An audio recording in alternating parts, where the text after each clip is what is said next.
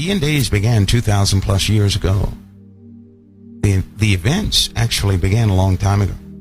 There's a very important scripture here. I like this one. Jesus says, after he mentioned all these things and the tribulation of the days and so forth and so on, you know what he said? He said, learn the parable of the fig tree. When his branch is yet tender and putteth forth leaves, you know that summer is nigh. And he's telling you about a real fig tree. He said, so likewise. And what that means is, okay, children, so just like that example, when you see all these things, know that it is near, even at the door. Then he says in Matthew 24:34, verily I say unto you, this generation shall not pass till all these things be fulfilled. Now, some of the more educated theologians say, well, because he said this generation, he was talking about the generation back then wrong. See, they can't hear spiritually. They're too educated for their own good. They're utilizing a grammar for spiritual language. It does not work that way.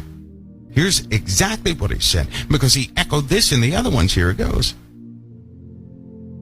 He said, when you shall see all these things, know that it's near, even at the doors. And then he just burst out on something. Verily I say unto you, this generation shall not pass till all these things be fulfilled.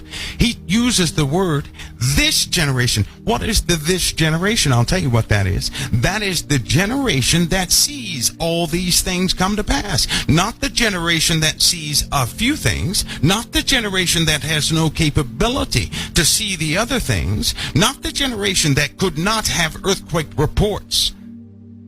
It's not the generation that didn't have 24-hour news coverage. It's the generation that can see all these things. That generation is the generation in which all these things will be fulfilled. And that generation will not pass until it all happens. All of it's going to happen in a span of one generation. Here's how that works. Because when he opened the seals, he never shut them. They have been building up and building up, nation against nation, kingdom against kingdom, earthquakes and floods in diverse places. They have been building up. We now stand at the precipice of a change so incredibly powerful. It will consume the better half of humanity and set free the children of the living God.